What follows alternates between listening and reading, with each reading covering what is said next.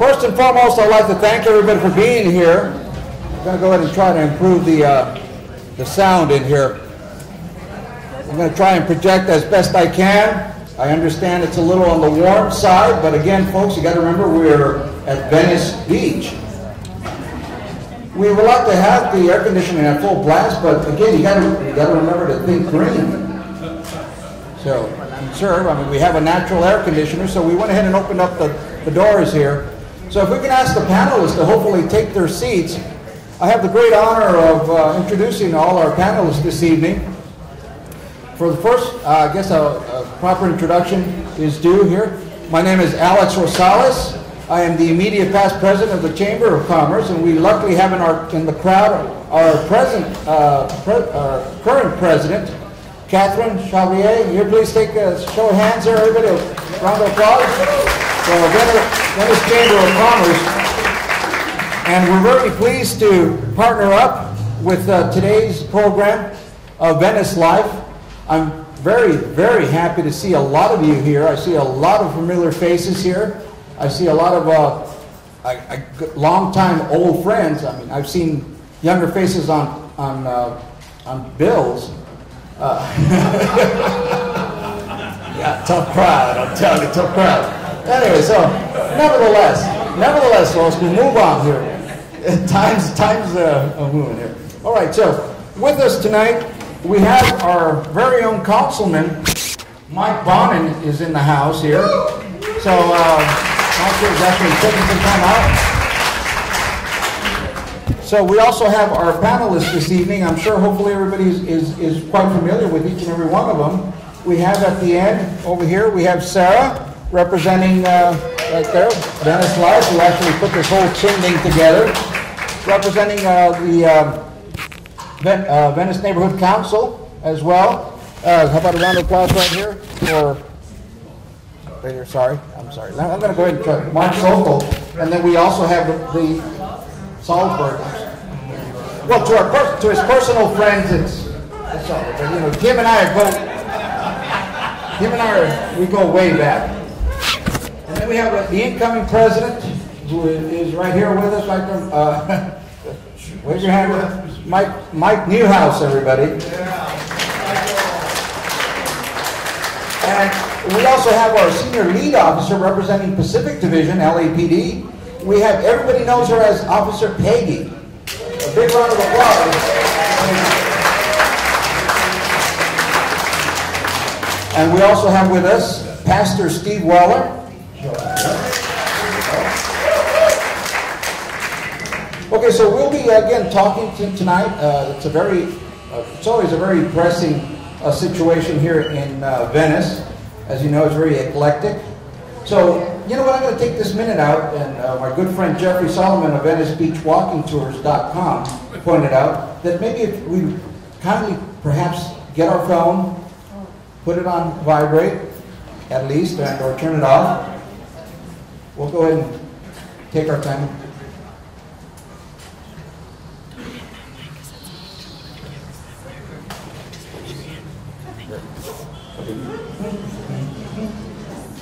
Okay, I think I've given everybody enough time.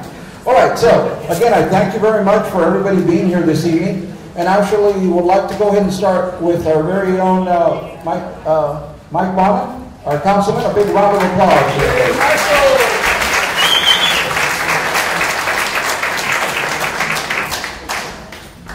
Thank you, Alex, and good evening, everybody. Hold on a second here. There we go. I don't do podium very well. Thanks, everybody, for being here tonight. I want to welcome you to this event. I'm wondering why you're here. I'm kind of wondering why I'm here as well. There are some things in life that are kind of dangerous. Wrestling alligators, trying to take food away from a hungry dog, a trapeze act without a net, and going into a town hall meeting in Venice with an open-ended question. What is Venice like? What is life like in Venice? So I expect a typically Venetian and lively discussion tonight. And kudos to those of you who are willing to be on the panel and those of you who put this together.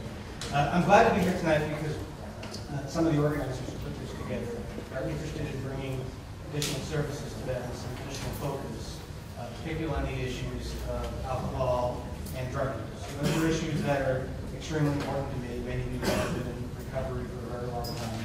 And those are issues that are a problem in this community and many others. And I'm glad to see additional resources brought to bear. I'm glad to see the conversation tonight. It started and sparked by the question of life in Venice. I don't imagine if I asked very many of you individually before the meeting what your thoughts are on life in Venice, that the answers would fall into piles that are very similar. Venice is, right now, a community in the midst of incredible change and transition. Some for the good, some not for the good. Some still uncertain. 10, 15, 20 years ago, Venice was a community in transition, in the middle of dramatic change. Some for the good, some for the bad, some we're beginning to see the consequences of now. And I think that same thing, to varying degrees, has been true since Abbot Kinney founded this place. And I got to say, in a community that is roiled very often, at least in the issues I face, by questions of development, I'm always tickled that Abbot Kinney is an iconic figure. Abbot Kinney, a developer, is the person that folks on both sides of the equation tend to look to and point to as their founding father. So there's a couple things that I want to hit on in Venice, because folks have asked me to talk a little bit about where I think Venice is going and how I think it's going to get there. I also want to talk about what I think is one of our impediments in doing that. The change is happening drastically in Venice, and there is, for many people, different Venices. Those of you who live near Abbot Kinney experience a very different Venice than those of you who live just outside of Lincoln Place. Experience a very different Venice from those of you who live on one of the walk streets near the boardwalk, or who live in what is historically known as Oakland. It is a community that has very many different sub-communities. And each of them are sort of struggling with the changes in Venice a little bit differently. Abbot Kinney is a place that I don't think some of us who've been in Venice for 20 years barely recognize. And it has become, for many, labeled as the hippest street in America. Yet at the same time, I think there's very few people who would say right now that Oceanfront Walk is one of the hippest streets in America. Our Oceanfront Walk has been changed and threatened, and it doesn't have either the community-friendly or family-friendly environment that it used to, and it doesn't have a business-friendly environment, and it also doesn't have an artistic-friendly environment anymore. The number of performers, the number of entertainers have dwindled. And like many of you, if you have guests who come to town, they walk down to Venice Beach, and more often than not, they come back and say, what the hell is that? And that needs to change.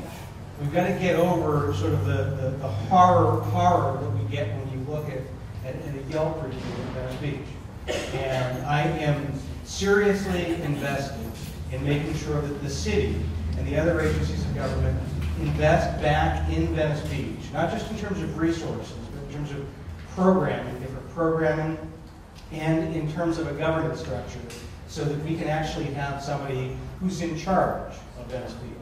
Right now, there's nobody in charge down there. It's every 3 feet, it's a different government, a different jurisdiction. And my long-range goal is to get together a different governance structure, a joint powers authority, so that there's actually someone with a board who he or she reports to, whose sole mission is to think about how do you govern a facility that is at the same time a neighborhood, a business district, a park, and an international tourist facility. And absent that, anything else is just going to be playing whack-a-mole. We need to get that in place so that somebody actually is thinking about it. Voices from the neighborhood, voices from the business community, voices from the various different government agencies that have a piece of Venice Beach. At the same time, we need to think and remember that Venice isn't just the beach. There's many folks who live in Venice who probably haven't been to the beach in over a year. And we need to remember that Venice is bigger than just that.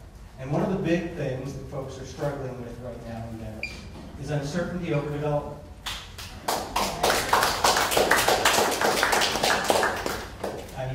absolutely sure that some of the people who applauded are in absolute disagreement with some of the other people who applauded. Because that's kind of what development issues are like here. Right now, I want to say that there is a crisis that I'm trying to address at both the local and the state level. I think it is one of the more pressing challenges we have in Venice. It's the state density bonus law. In order to incentivize something which we need a hell of a lot more of, affordable housing. And I want a hell of a lot more affordable housing. It's always been the state passed a law that said if you're a developer and you say you're going to do some affordable housing, you can do whatever you want in terms of how you finance it. It's an oversimplification, but that's kind of how it came out. It's a poorly written law. And as a result, communities are getting heightened density. But here's the trick. They're not getting the affordable housing. We're losing affordable housing. We've got projects that are coming in and tearing down 10, 20 units of rent-control housing, effectively affordable housing in this community, the last sort of grasp of workforce housing in Venice, and replacing it with a much bigger building with maybe 4 units of affordable housing. So it's an actual loss of affordable housing. One of my colleagues and I have a bill in the state legislature that we got a friend of ours to move forward. It passed the Assembly. It's in the Senate now. It goes to the Senate for a vote next week and begins to have hearings. The goal of that legislation is to say you can't invoke the density bonus unless you're creating a net increase in affordable housing.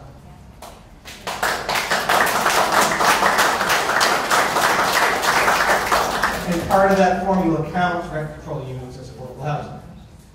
At the city level, we're trying to tweak the way we apply it so that we can make it more neighborhood friendly and make sure when someone is applying for this that they're actually doing some of the more stringent measures they do in Santa Monica and other cities. We're also trying to create a database and a monitoring system for the affordable housing units we have now.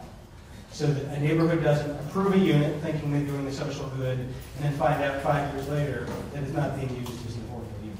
That's something we absolutely do.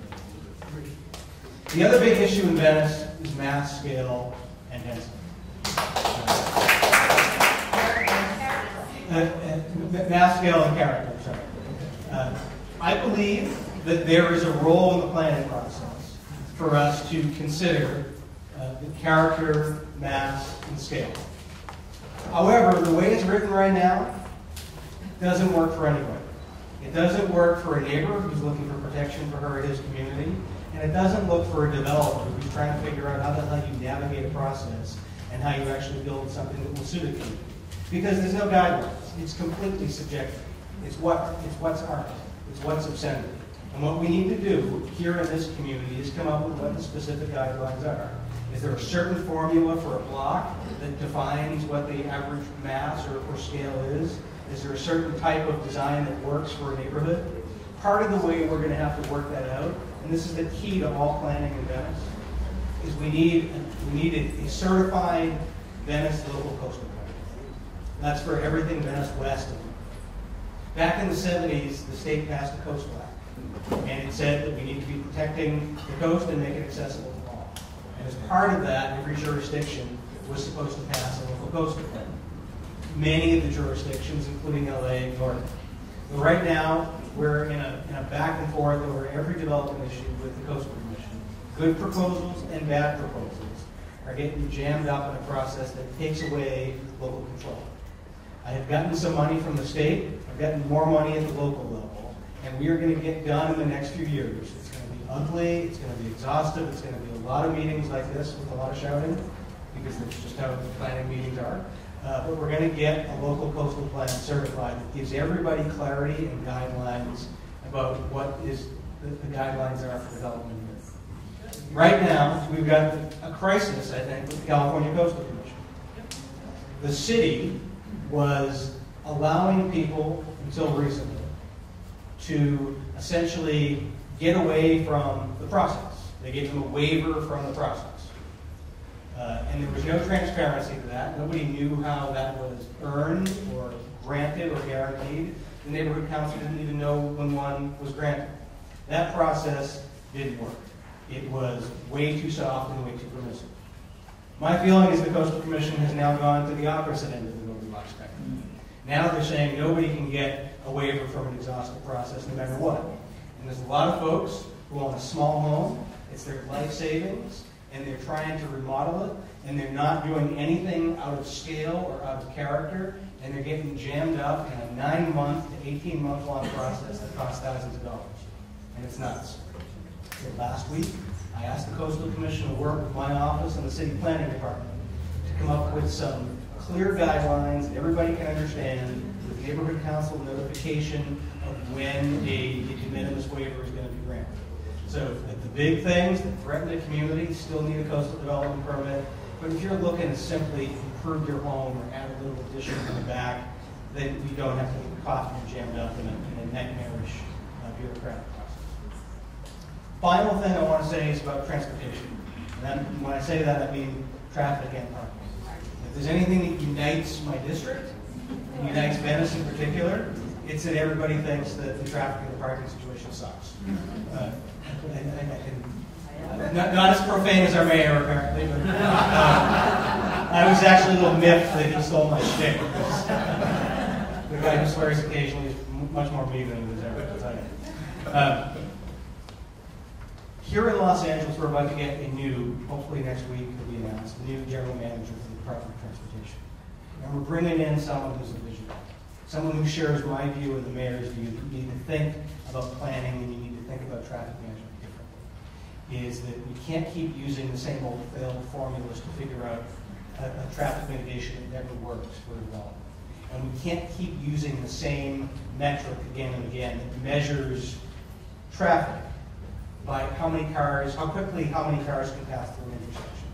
We need to review our metrics so that the impact is, how are people feeling in a neighborhood? How does the neighborhood feel? Is it walkable? Is it bikeable? Is the neighborhood livable, or is it suffering through tons of cut-through traffic? I want to move towards a system where we're doing more road diets, which are very controversial. A road diet is contradictory to the school of thought of 20 years ago. 20 years ago, everybody said, widen the streets. And that did nothing. It narrowed sidewalks, it made neighborhoods less walkable. It got rid of bike amenities, and all it did was create more capacity for more cars. We're looking for a system where maybe we start narrowing the streets, like they've done in New York, like they've done in Long Beach. Widen the sidewalk, make it more walkable, create more bike amenities, and allow a neighborhood to feel more integrated with various forms of transportation. We're going to be looking to do more bike lanes. We're going to be looking to do more parklets. We're going to be looking to do more ways to get people in and out of Venice by bike, by shuttle, and by different forms of transportation. It ain't going to be easy. I'm not going to come back in a month and say, bingo, we've done all this. That's the direction that we're moving in. Not just here in Venice, but in Los Angeles. But Venice is one of those places where I think this kind of dynamic can grow. And that is going to be one of our parking relief problems, is providing more opportunities for someone to get here via a shuttle bus that has some off-site parking, because we're probably not going to find a lot of parking down on Oceanfront Walk, because it would cost us $4 billion to buy about a block and a half. So looks like I'm getting the hook. So let me just wrap up by saying I thank everybody for being here tonight. One of the things that has always been difficult about conversations in Venice, particularly when it's a broad question like this, is that we so often tend to define ourselves by where we disagree, as opposed to where we agree. And I think what unites everybody in this room is folks love Venice. They may be annoyed by some of the challenges, but they have a fundamental belief that this community is awesome. That it's eclectic, that it's artistic, that its diversity is its strength, and there are things in it we need to preserve and celebrate and grow. And I hope as the conversation goes on tonight, that's what the focus is. Thank you. Thank you so much for that.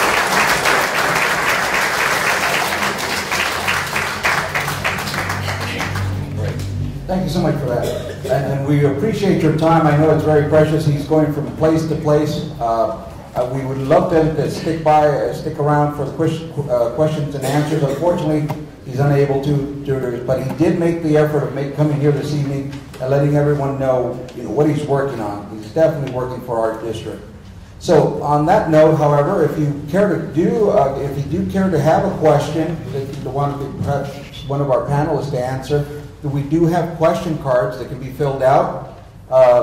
And these question cards are where, Sarah? They're on their seats, and you pull them out. You have to the right by 7:30. All right. So as you hear that, they're on your seats, and you can go ahead and pass them over here to Tiffany. If you have any questions you want answered from any one of our panelists this evening, we'd appreciate that. What have you? Again, I'd like to take a moment out to put in my 2 centavos.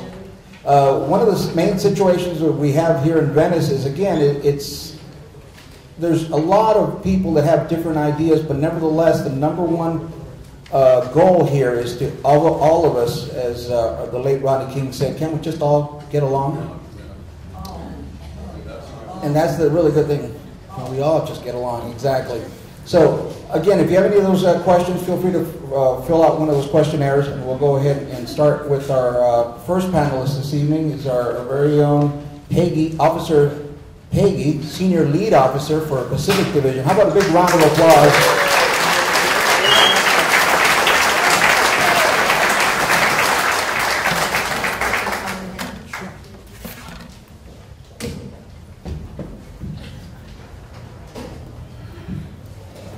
Working? Okay. No? Huh? Oh, thank you. Okay. How about now? Well, I do have to use the podium because I had to write some notes. I'm not as good of a speaker as Mr. Bonin. I do want to say... How about now?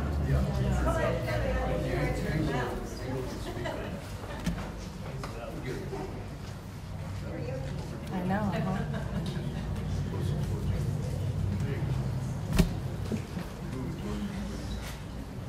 How about now? Oh, good. I was never good in karaoke. I don't know if Mike Bonin has left already, but I wanted to also extend my thank you to him and his staff because of what he has already done since he's been in office for the police department and law enforcement has been overwhelming to me because I have 28 years on with the LAPD, and 20 of those years I've spent right here in Venice. And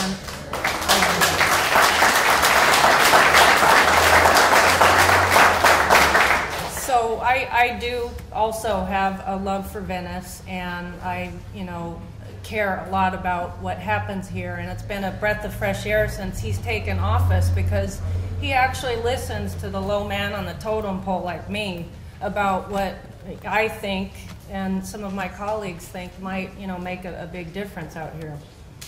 So with that, I just want to say, as far as the law enforcement aspect is of Venice, Pacific Division handles this area, and Pacific Division takes care of 26 square miles in this city, and that includes LAX and Venice Beach.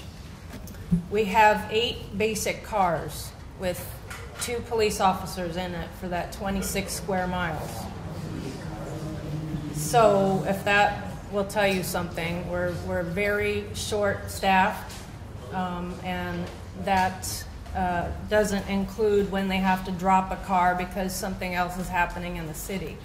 So one thing I want to say, off the top is, we're doing the best we can. I hear all of you when you call me, and I get the emails about some of the issues that have been going on.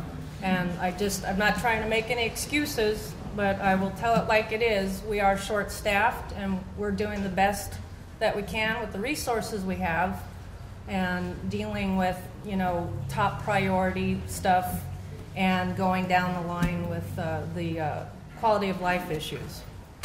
Our division is a property crime division.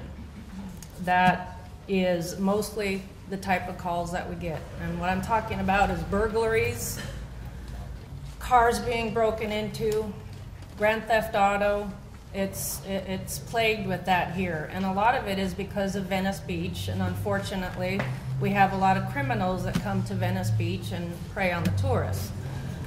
So our property crimes this year are up about 5.9% year to date, and our goal is obviously to reduce that.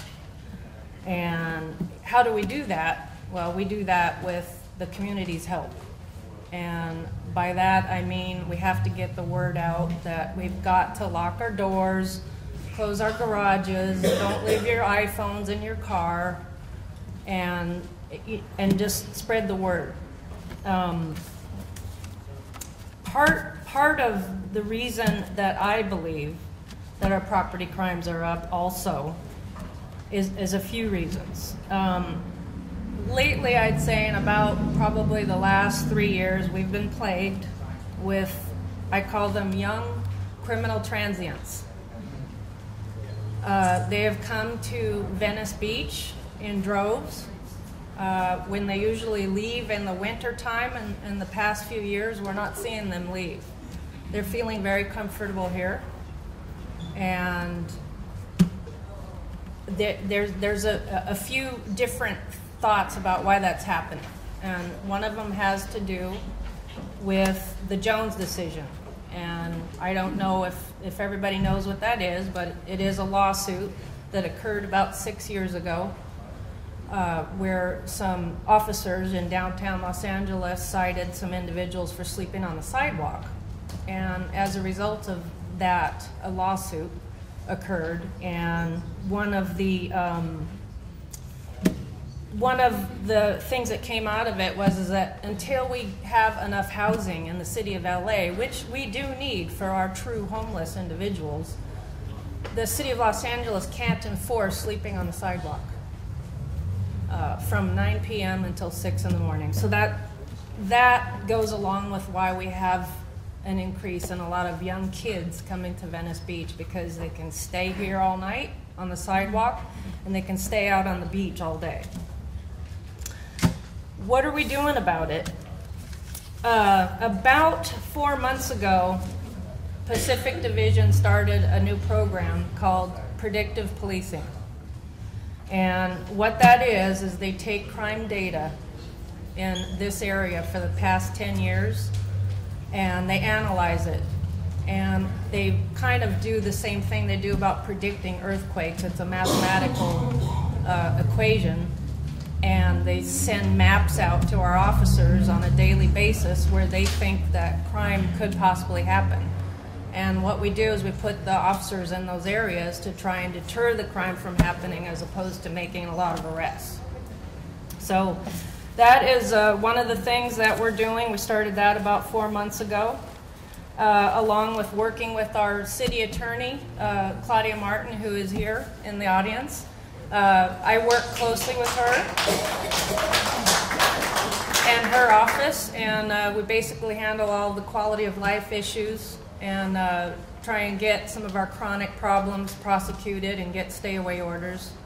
And the other people that we work with is Steve Weller with the Clergy Council. We go out and try to get our true homeless people who are down and out on their luck housing and get them off the streets. And so we've worked well with him. And let's see, they're telling me I only have a few more minutes here, so that's about it for me. Just wanted to touch basis on what we're doing. And that's about it.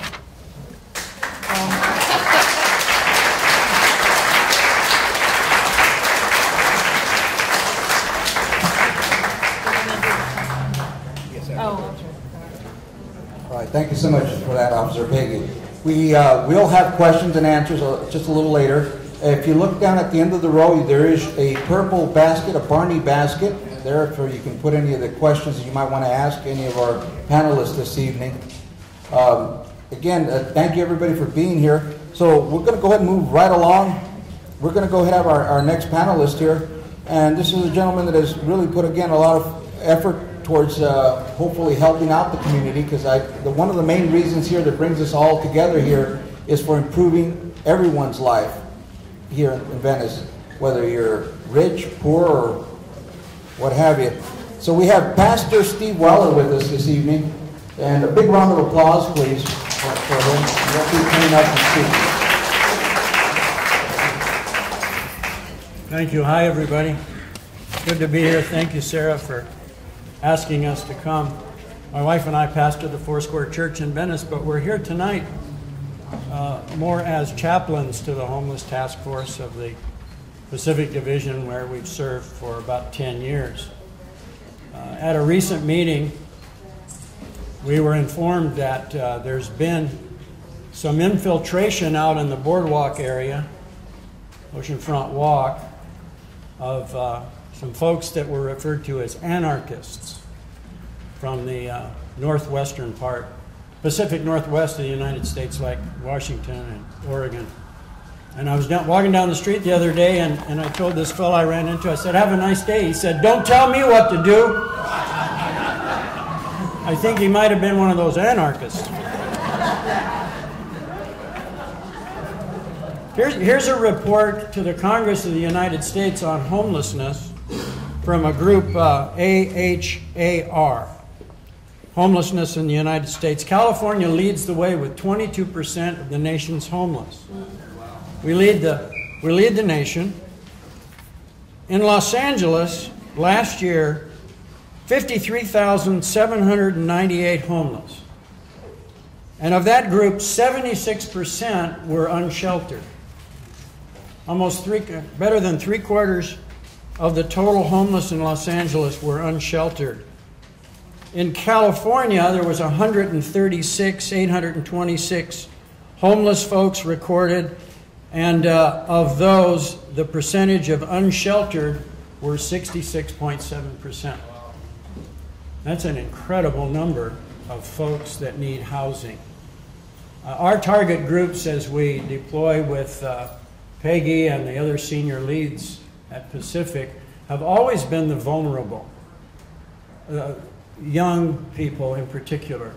My wife has been very good, Chaplain Regina Weller. She's an ordained senior chaplain, and she's very good with the ladies, and we've had some real successes with folks that are in harm's way, vulnerable to what Peggy described as those predators that come in to take advantage of the tourists, take advantage of the money flow on Oceanfront Walk. Another target group are elderly folks. We found one guy on the sidewalk late one night, it was our last stop, who was in dire need of medical attention. And we got it for him. We got him to a facility for some medical care, some immediate medical care. We've done that on a one-on-one basis. You can't cover everybody. One of the difficulties that we have found is that homelessness for a lot of folks out there is just a byproduct of drugs and alcohol. I'll be clean and sober 25 years, the 4th of July next month. But listen to this. No, don't do that. See, I found out years ago that I'm allergic to alcohol. When I drink it, I break out in jails. It's the darndest thing. Most of the folks that we encounter out there, if they don't have there's two components that are mandatory for help, for safety, for security, for medical, to get them in front of a caseworker. They need to be sober and they need to be willing. And if they're sober and willing, there's plenty of help. Veterans especially. I'm a veteran. I recently had cancer surgery at the VA hospital. The West LA Veterans Hospital is doing a great job. I don't care what you see on television. They're doing a great job. And if I encounter a veteran who needs help, I'll take him there myself personally. To emphasize the urgency of this, I'll tell you a couple of stories. You may remember the teenage runaway from Colorado. It was on the news. It was an Amber Alert, runaway from home. Parents were looking for this young lady, and Sergeant Danny Gonzalez found her out on the Venice Beach boardwalk. They seemed to gravitate to our community. And then Captain John Peters, who was our commanding officer, now Commander Peters, he called Regina, my wife, to talk to this girl. By the time she was arrested by Danny Gonzalez, she turned 18. And they couldn't hold this girl. And she was off and running on the boardwalk. One day, after communicating with my wife over some weeks, you know what she said to my wife? She says, "You know what, Regina?" She said, "I don't think my boyfriend and I have the same goals." It was like a moment of clarity. You know, her mind opened up. And from that time on, she began to improve. She received care. She eventually went home and made amends to her family. She was water baptized, joined a church, moved, got her own place, and got a job. What a concept! Get a job, you know, and have stuff. Emphasis on urgency. I remember we were out with Emery Newsom one morning out on the boardwalk. I ran into a guy named Andy. Andy said to me, I want to get sober because I know I need to be sober to get help. I said, "Fine, Andy, I'll pick you up at Big Daddy's Pizza tomorrow morning, 6 o'clock. I'll take you to the Claire Foundation. On my dime, I'll pay the entry fee to get you in." And sure enough, there he was, 6 in the morning. And I took Andy in. We prayed together. I gave him a writing assignment. He went into Claire, called him the next morning to find out how he was doing, and Andy was dead. See, the urgency factor exists in this business. For law enforcement, for chaplains like us who are credentialed for this cause, to help people at their immediate point of need. There's guys out there like Andy who need attention. If they're willing and if they want to get sober, if they're not already, we can help them. We can place them. We'll do it one-on-one. We do it all the time. We're not a big organization. We're 2 people. But thank God for the law enforcement officers that have practiced one of the 4 C's of Captain Peter's commanding formula. One of the 4 C's is compassion. So as we demonstrate compassion and extend mercy to people at their point of need, you know what? Our community is going to get better. Thanks a lot.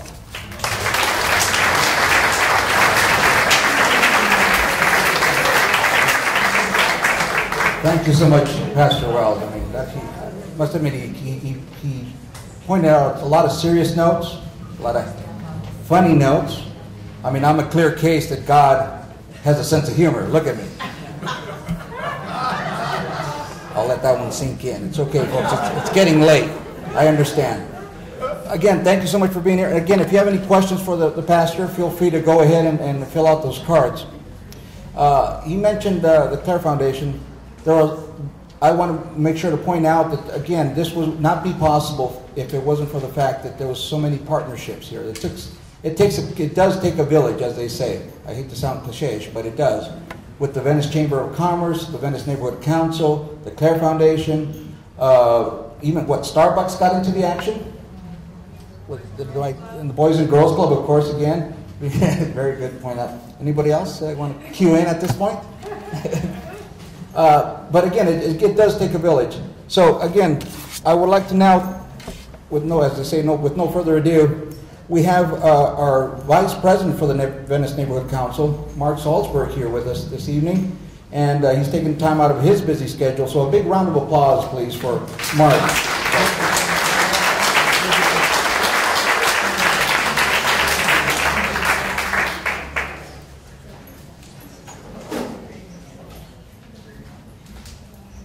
Thank you. So I prepared a whole bunch of notes. I just want everybody to know I'm well prepared. But Mike got up and said everything that I wanted to say. And then the pastor got up and he said everything else I wanted to say. And Peggy, gosh, how can anybody follow Peggy? So I'm going to try and talk a little bit. I'm supposed to be talking about livability. And I don't know how you all define livability. I think it's different for everybody. I mean, part of what livability is all about is why you're living in an area. Why did you come here? Why did you choose to live here? I think it's different for all of us. For me, I took one look at the beach and said, I want to live on the beach. Weather's pretty good. I like swimming in the ocean, a lot of fun. And I like the diversity. I like the fact that I could walk half a block on the beach and hear 10 different languages being spoken. It was amazing. It just blew me away. So I said, okay, that's where I want to live. I want to live in Venice. And you know what? Lots of people feel that way about Venice. And maybe that's why we've got 16 million visitors a year. Maybe that's why we have so many people coming to Venice, because people like it here. I think the balance is between what we like about living here and then the frustrations that we sometimes feel about living here. Because 16 million people coming to Venice every year puts a horrible stress on our city services. You know, we've got city services that are for the size of our community is about 40,000 people. 1% of the city of Los Angeles lives in Venice. 1%. Well, we have 10% of all the development going on in the city. Just counting the number of cases, 10% is going on right here in Venice. 1% of the population. Well, you know, is it any wonder that the city has a problem with that? At the Neighborhood Council, what we're supposed to be doing is helping people deal with the city, understanding what you want from your city government, and trying to respond to that. As Vice President, one of my duties is chairing the Neighborhood Committee. Neighborhood Committee is composed of representatives from each and every neighborhood in Venice. And, you know, I get an earful every month. You know, you can imagine some of the things we talk about. Yes, we talk about homelessness and the problems associated with people who do not have housing. Yes, we talk about security a lot, and we talk about whether we feel safe. But we talk about a lot of other things, like traffic. We talk a lot about traffic. We talk about bikes and traffic and the dangers to bicyclists. Hey, and believe it or not, the dangers to drivers as well. We talk about pedestrians and traffic.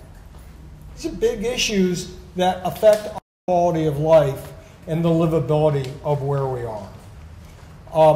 We've talked about alcohol outlets and the concentration of alcohol outlets in certain parts of our community. We've talked about short-term vacation rentals and the fact that a lot of people live next door to party houses. They didn't realize that when they were moving in, but that's what has happened in a lot of areas. With all of these kinds of concerns, the thing that's really come up a lot most recently is what Mike was talking about, and that's concerns over development. You know, when I first became chair of the Neighborhood Committee, we didn't hear much about development, and lately, it's every meeting we're talking about it. And Mike also pointed to what's known as SB 1818. That's the state law that gives preferential treatment to developers who are supposed to be creating low-income housing. It hasn't worked well. It just hasn't worked well. It has worked worse in LA than it's worked in other parts of the state as well. So we're really in trouble. We also have another issue that we talk a lot about, and that's called the small lot subdivision. The small lot subdivision is supposed to take big lots where you might build one gigantic house that would cost a lot of money and create smaller lots out of that big lot and construct several houses that wouldn't cost so much. Unfortunately, this is another area that's been abused. We find ourselves not really getting the benefits that ordinance was expected to deliver. So what do we do about that? You know, what are our solutions? What can we do? Well, one of the things I do, and one of the things our committee does, is advocate going and talking to the council office. They're a huge help. We probably couldn't get our job done without Cecilia. Thank you, Cecilia. You all know Cecilia Castillo?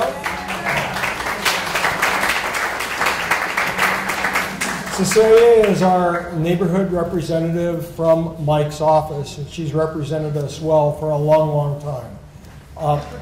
When the people in the city start pointing fingers at each other and saying, no, that person's in charge, no, that person's in charge, no, I can't fix that. Go to Cecilia, and she'll, with the resources of Councilman Bonin's office, find who's responsible, who's supposed to be stepping up and assisting you with your problems. Sometimes our problems are not fixable easily.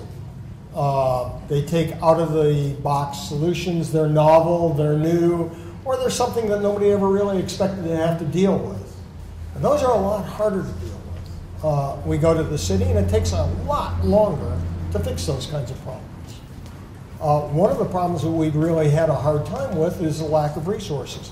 The city's budget has been cut now 6 years in a row. 6 years in a row. Today I heard that because there hasn't been a budget to hire new firemen for the last 6 years, through attrition, the fire department has lost 125 people on average every one of those years. Can you imagine that? We've lost over 800 firemen in the last 6 years. How do we replace? That's a huge hole. One of the first things that I found out when I became chair of the neighborhood committee was that for all of the West Side, that's Council District 11 where we live and Council District 5, Paul Koretz's district, there were 2 traffic engineers responsible for all of that area. Just 2. Now that isn't what it used to be, and it's taken 4 years until now. Finally, in the new budget, I just heard today, they've approved 2 more. It really takes patience, and it takes your advocacy to address these problems. You folks, and I really mean you, and I don't mean the city agency, I don't mean the neighborhood council, you need to organize and you need to present to the city and to the neighborhood council and to your government what it is you're really looking for. You know, we elected a community organizer to be president of the United States. That shows the power of community organizing, and I hope that you all will partake of that. So, thank you very much. All right, everybody. That is Neighborhood Council Vice President. Now, he pointed out, he definitely pointed out a lot of statistics there, a lot of things that again affect each and every one of us. I mean, I was personally affected in regards to the big lots that he mentioned. That has affected me personally financially. My wife goes there a lot, spends a hell of a lot of money. Did I misinterpret that one? Oh, sorry. Okay. Moving on, our 4th and final panelist this evening is Sarah Blanche. As you see at the end over there, how about a big round of applause? She really managed to put this whole thing together and asked me to do it. So, again, a big round of applause. Sarah, the mic is yours. Thank you. Thank you very much. Wow, what an incredible turnout. This is wonderful, and it's such a uniquely Venice event. I mean, there's a dog wandering around. It's amazing. Anyway, again, my name is Sarah Blanche, and I work at the Institute for Public Strategies, and we are one of the hosts this evening, and we're actually funded by the county to direct a project in Venice to reduce alcohol-related problems. So we're really thrilled to have this great group of panelists, and I'm certainly honored to be one of them. And it's a great night for the community. It's exciting. So you came here tonight to hear about quality of life in Venice, and you may be thinking, well, why is alcohol on the list? But I mean, I hope that through some of what we've heard already tonight, through Councilmember Bonin's observations about the situation on the Oceanfront Walk, and Officer Thusing's observations, and Pastor Weller's observations, just about the fact that alcohol does play a role. It does absolutely impact every issue we're talking about tonight. Crime, homelessness, And I think as everyone here who lives in Venice knows, and I actually, in addition to working in Venice, I live in Venice too. Lived here about 6 years. Yes, I love Venice. But I think all of us who live here know just general sort of public nuisance activity that can come along with excessive drinking and loitering, littering, public disturbances, excessive noise, depending on the neighborhoods where you are. But I mean, it's a very real thing, and it does impact quality of life. So you've heard a lot of great information tonight. It's a lot. So I'm going to take it easy on you, and I'm just going to have 4 key points. Just 4. And then I'm going to let you go. They're right here. Very simple. So the first is that alcohol is having an impact on our community, on Venice. I mentioned before, my organization, the Institute for Public Strategies, we are directing a county-funded effort to reduce alcohol problems here. And our organization has done this kind of work for 20 years. We've worked with communities across the country, and the whole goal is to increase public health and safety, to improve quality of life. So we know the data, and what the data shows, time and again, is that the number of bars and restaurants and liquor stores that a community has is directly correlated to its rates of crime, drinking and driving, traffic crashes, hospital admissions, underage drinking, public nuisance activity, all kinds of societal problems. And basically another way of putting it is, the more alcohol there is in a community, the more alcohol-related problems there are in a community. It's a very simple equation. And it's interesting, actually, the LA County Public Health Department just released a report, and in it, they examined all 117 LA County communities. And they were looking at just that, the density of alcohol outlets. And they found very, very similar results. And what they concluded was that communities that did have a high density of alcohol outlets were 3 times more likely to have an increased rate of traffic crashes that were alcohol related. They were 5 times more likely to have increased rates of alcohol related injuries and deaths. And they were 9 to 10 times more likely to have increased rates of violent crime. So it's a very real thing, and it's actually not just in LA County. People who work in this field, it's generally understood. The research has thoroughly established for years there is a direct link between the amount of alcohol, the outlet density in a community, and a range of community problems. So that's the first takeaway. Done with one. That alcohol is having an impact in Venice. So on to takeaway number 2. Venice actually does have a very high density of alcohol outlets. It's just a fact. It makes sense. We're a tourist destination. We are a beach community, and it's also a great thing. It's an important part of the economy. It's an important part of our culture. But it's just a fact. We do have a lot of bars, restaurants, and liquor stores.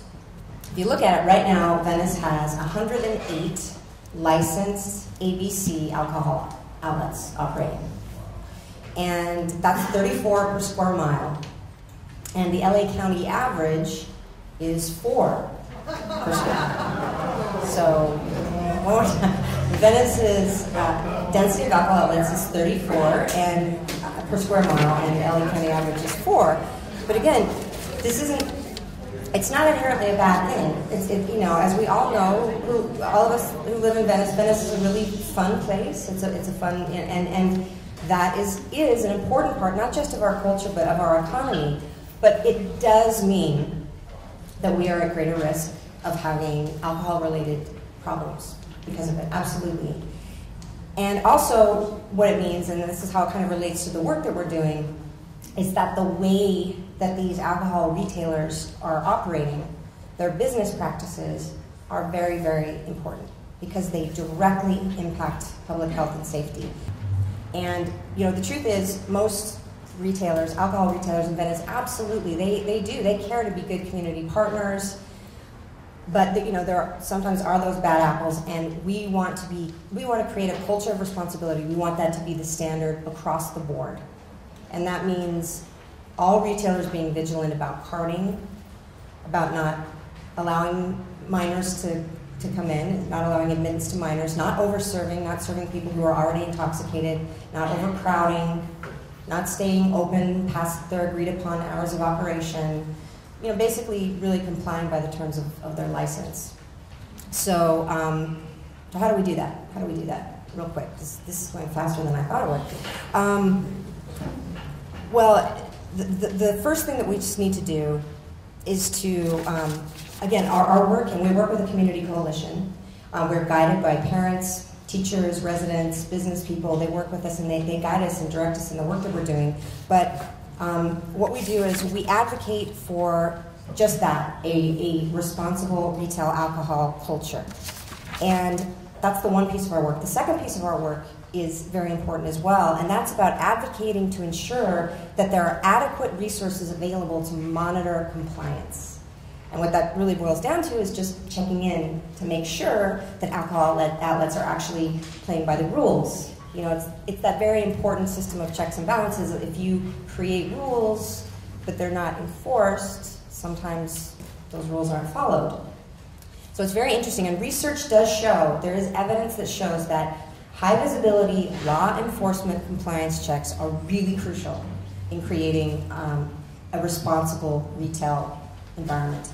Just really quickly, a really interesting study that they did in the Midwest, 942 alcohol establishments over 20 cities in the Midwest US, and they were doing regular police compliance checks. Over that period, they saw an immediate 17% reduction in sales to underage youth.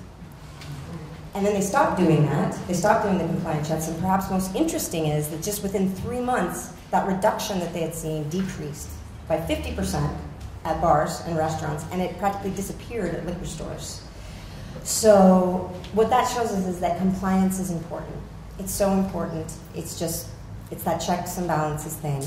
And it's not about getting people in trouble. It's not about arresting people or fining people or anything like that. It's about creating a deterrent effect.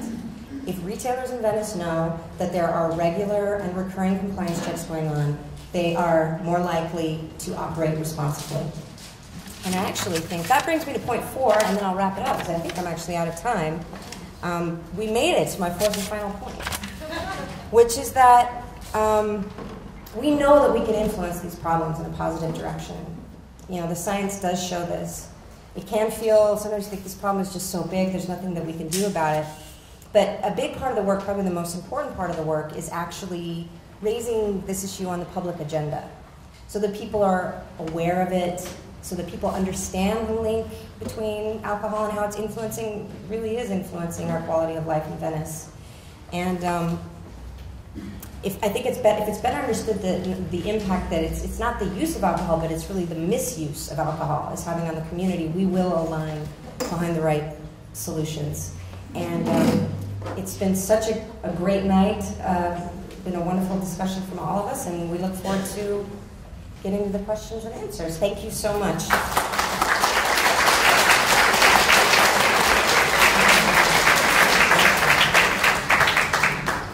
All right, so we're going to go ahead and get ready for some questions and answers here. Just give me 1 second to set up this mic properly so we can, each and every one of us here on the panel, can answer most of your questions and your concerns. And again, I thank you so much for bearing with us. I know it's a little on the warm side here, but again, we're practically done here. Give me 1 second.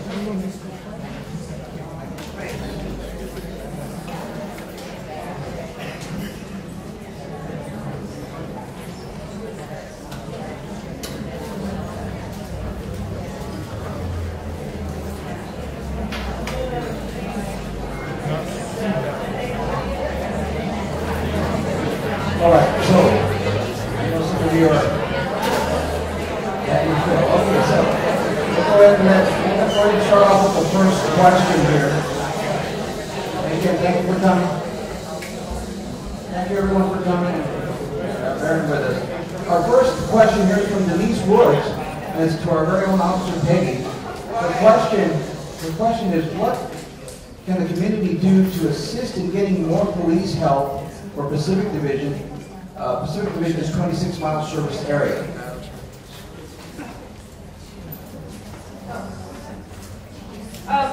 I think that the powers to be have heard most of the Venice community on this issue, how to get more police officers assigned to Pacific Division.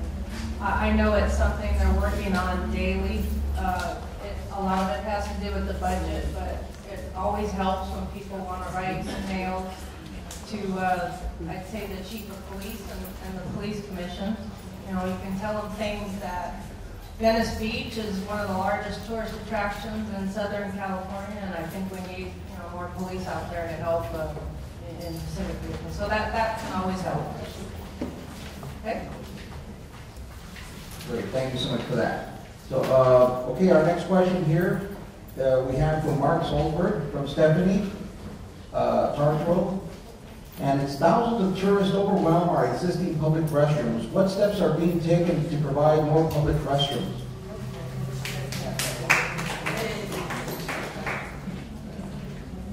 Thank you. That's a great question, and the answer is not as good as I would like to be. I want to be able to say that there's lots of public restrooms coming, but there aren't. What there is coming and what has been done is on the beach, Rec and Parks has taken steps to try and make the restrooms that we have more available. I don't know if you go down there and look at those public restrooms, but in the summer months, you're going to find a good 10% of them are out of order at any given time. 10% doesn't sound like a lot, but when you've got lines as long as they get, it's a big deal. So the big deal that they're trying to, I think they're trying to make the restrooms more accessible. They have done some redesign, some refurbishment, and there are additional plans to address some of the other issues. I know of no restrooms that are currently being built at this time. All right, our next question here is for Reverend Steve Weller, Pastor Steve Weller. It's from Liz, and for you numbers people, this one's a good one here. Homeless people tend to fall into three categories. One, everything's fine, just want to live at the beach and not pay a $2,000 a month rent. If anybody knows for an apartment for $2,000 a month, let me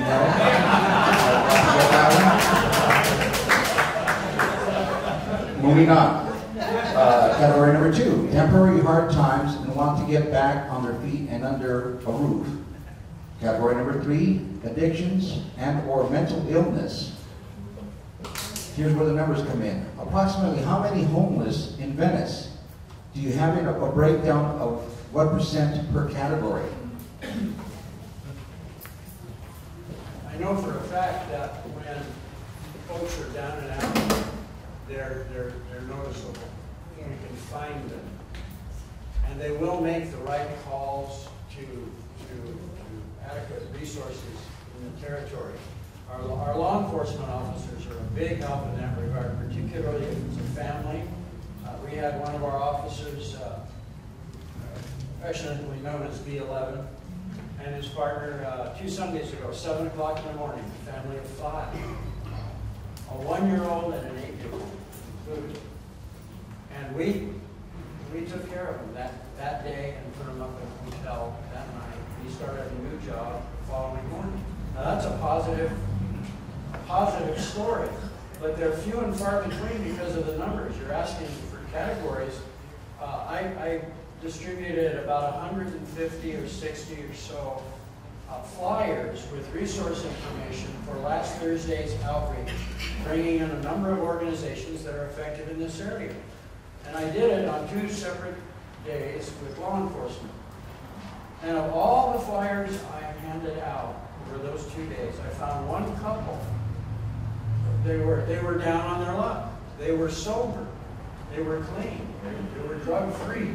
And she was 3 months pregnant. We took care of them. But of all the rest of them, I don't want to pay $2,000 because I don't have it and I want to live on the beach. I'd say that you're probably 90%, 10%, if I had to guess about a number. Interesting. Interesting. All right, the next one here is for our very own Jeffrey Solomon. And this is for Officer Peggy. For Oceanfront Walk, will the city increase the lighting on Oceanfront Walk? Do you know anything about that? Yes, I do. I went out, Councilman Bonin organized a panel, a public safety panel, and I'm one of the members of it. And we've gone out several times with maintenance crews for the city of LA, and we're going to change the lighting along the boardwalk. It's going to be much brighter. There's going to be more lights out there, and we should start seeing that real soon. I mean, they're really. Cecilia, can you answer that? They've ordered the lights? Okay, they've already ordered. Thank you, Judge. Yep. All right, so again, steps in the right direction, folks. And maybe these kind of situations only happen when everyone who's vetted has interest and steps forward, like everyone who's here this evening. Okay, moving right along. This is back to Mark from Steve. What are we? Again, I'm reading from various chicken scratches. I'm sure he mentioned. What are we doing about trucks, oversized commercial vehicles, campers, mobile homes, and trash trailers parked weeks on end on streets east of Lincoln? Health, bicycle safety, and felon safety issues. Basically, I guess, what are we doing about oversized?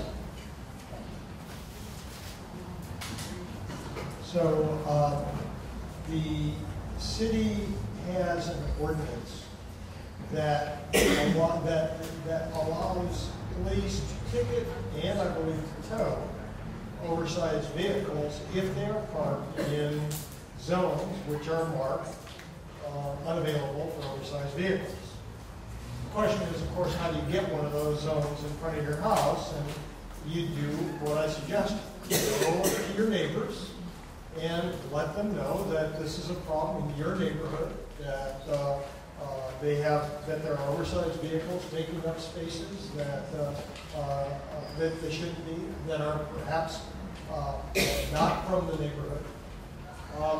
And you can get signs posted that prohibit oversized vehicles in that area. Once those signs are posted and oversized vehicles are prohibited, then the police can take action. Maybe I don't know if you want to add to that. Where do you get those posters, those petitions or whatever? How do you obtain them? Cecilia? How about online? No, I don't think they're online. I believe Cecilia. Yeah. Pardon? Yeah. You can call Cecilia's office, and it's a petition process, and you take it around to your Yeah, well, I did it. We had it done in 2 weeks, and 2 months later we had all the signs up. I mean, it's really a good thing. It really is. It's helped out tremendously, especially for law enforcement. Okay. If you want to get together with Cecilia to get her information, feel free after the event. By all means, that's why, again, she's here, taking up a lot of her valuable time, and she's here until the end. Okay, so we're going to go ahead and move on with the questions here. I'm sure a lot of people want to know, they want to ask Sarah here. If Venice has 9 times the permissible amount of alcohol outlets, why do they keep approving licenses when is enough? If they stop approving the time, will go down, correct? So again, according to your statistics, I guess they're saying that if you reduce the amount of licensing, will crime go down?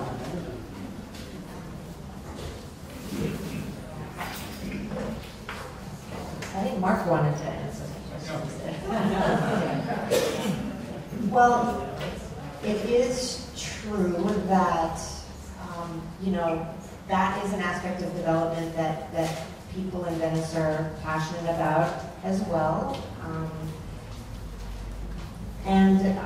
It also is true that if we were to limit the number of alcohol outlets, that it has been proven through research to create some of those positive impacts that we're looking to have.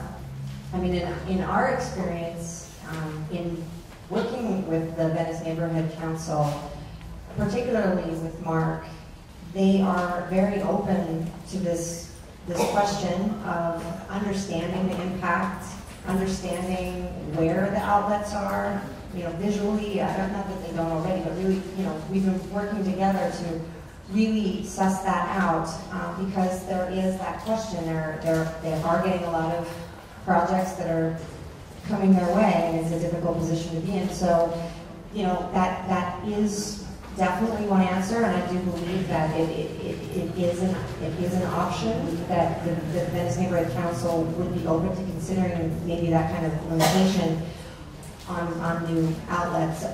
But at this juncture, we're also looking at these other ways of that have been proven and shown that are evidence-based to also reduce harms through increased responsible beverage sales and service training.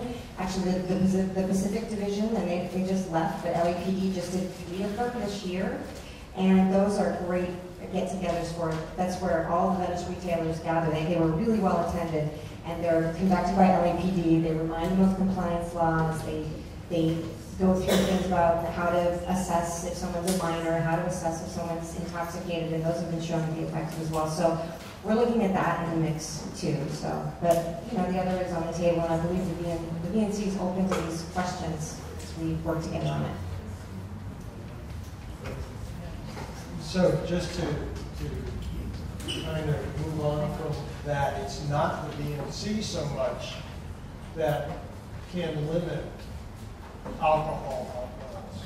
It's you folks.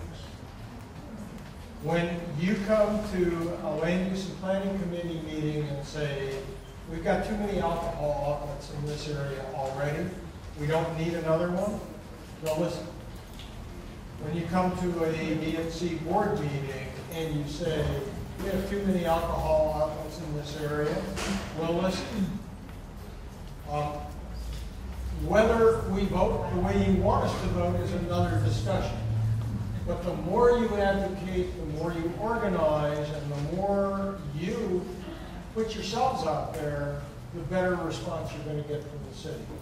And that's I think, the best answer.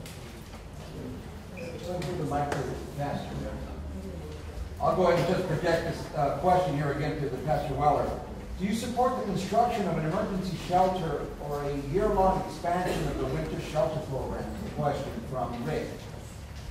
Rick, those and others, those winter shelters have been a real gift. I know when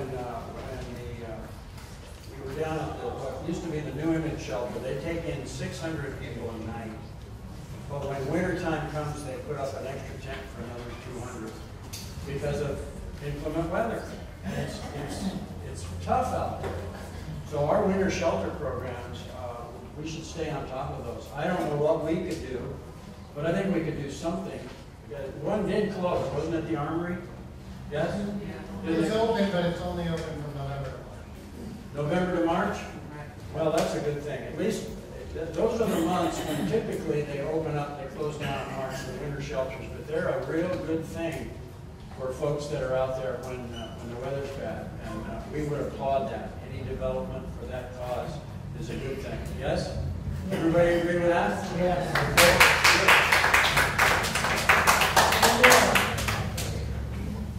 All right, here we have Mark. What is the plan for the street repair and replacement in the Silver Triangle? From Art.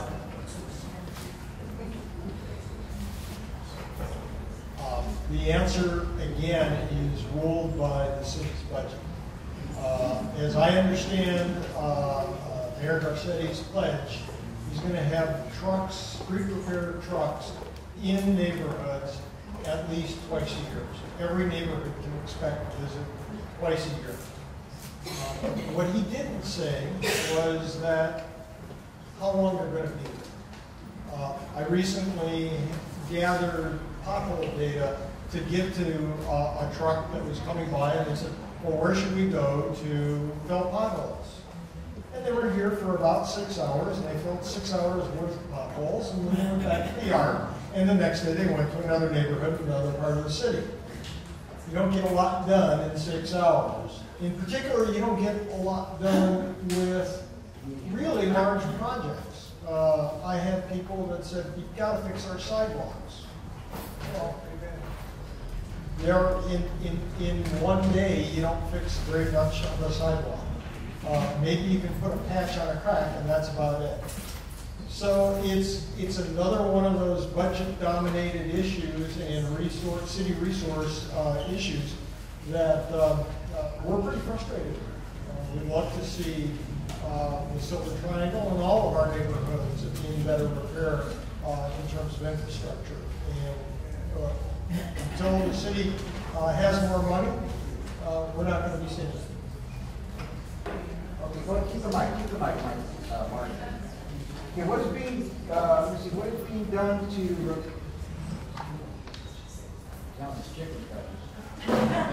what is being done to the bike path, which is, I'm sorry, Nick, gonna have to move on that one. Favorite cars next time. Right, thought I figured it out, I didn't. Okay, what is being done about enforcing safety and other problems with illegal short-terms? Illegal short-term rentals. Well, first of all, to be clear, and I think I need to be very, very clear about this. Short-term rentals, less than a month, are illegal in any single-family zone in Venice. Also illegal in multifamily zones, many of them. I think it's from R1 to R3, if you're familiar with codes. They are illegal. Now, the problem with that is that what does illegal mean in terms of enforcement? If a housing inspector goes and knocks on the door and nobody answers the door, they can't say, oh, this is an illegal short-term vacation rental. There's nobody that they have no evidence. It's much as LAPD was faced with in many situations when there's no evidence of a crime, even though you've reported it, you can't do much about that. They have to actually observe the problem. And so that's really the crux of the issue. There's a whole bunch of other issues that are attendant upon that, like the vacation rentals in Venice have been here since there was a Venice. I mean, that's our history. And I, for one, am not willing to say that all vacation rentals are bad and we shouldn't do it anymore. But it's clear that it's an issue and it's a growing issue and it needs to be dealt with and addressed. And I hope that we can do a better job of enforcement. Okay, go ahead and pass the mic back to, okay, so we'll start with Peggy here. This is for the entire panel, and this will be our last question. If we came back to this meeting 1 year from now, what goal should we measure the progress by? Well, I would have to say from a law enforcement aspect, measure the effectiveness of getting people to lock their doors and windows and reducing the property crimes. So next year you'll bring the statistics to us and If say, I'm not retired. always a positive thing here, always a positive thing. She shouldn't retire. We should keep her here for a long time.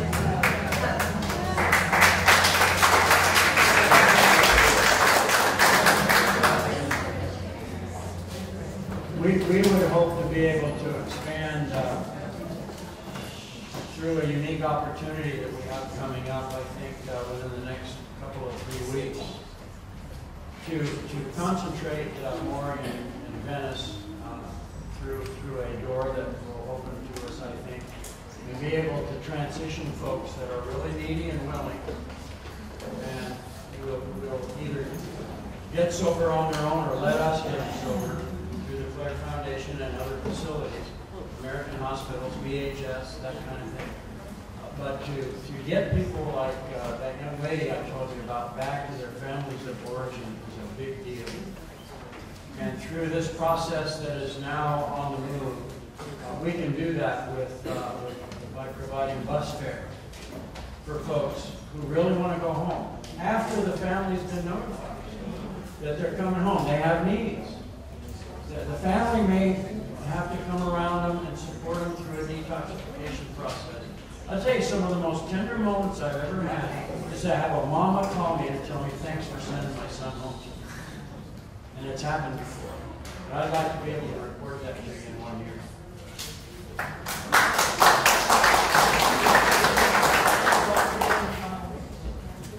I guess I would measure success based on participation in government, not just at the Venice Neighborhood Council. I certainly don't mean that. We have great meetings. We get lots of people, and they're really stimulating, and we get a lot accomplished. But I think people need to go to all levels of government. They need to be showing up at the city council meetings downtown. You need to show up at the city planning meetings here in the area. The more people participate, the more people will get what they feel they need and deserve.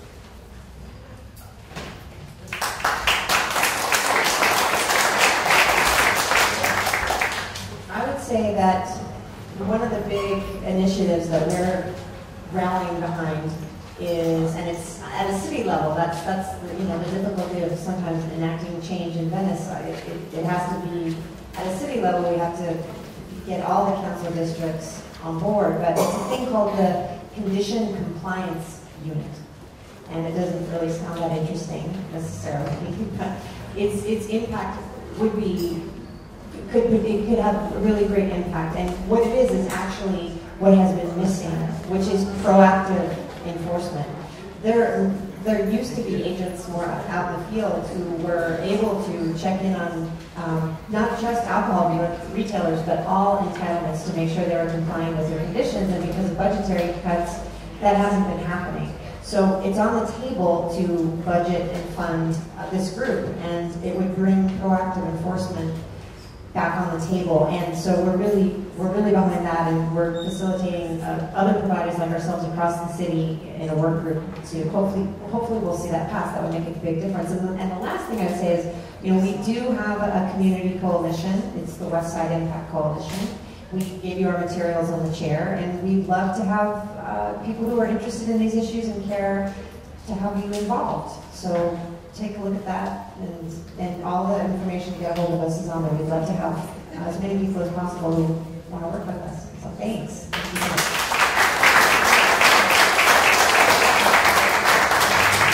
All right, ladies and gentlemen, with that concludes our evening, and I thank you, each and every one of you, for coming out here. And how about a big round of applause for our entire panelists this evening? On behalf of Venice Live, again, thank you very much. My name is Alex Rosales, and have a good evening.